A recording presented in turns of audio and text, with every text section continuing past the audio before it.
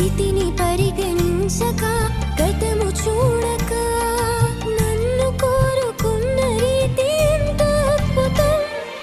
ప్రాణమిచ్చునంతటి గాఢమైన ప్రేమది, ప్రాణమిచ్చునంతటి గాఢమైన ప్రేమది నాకు అనుగ్రహించబడినది,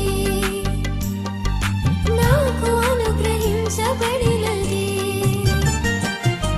ఊహ కంద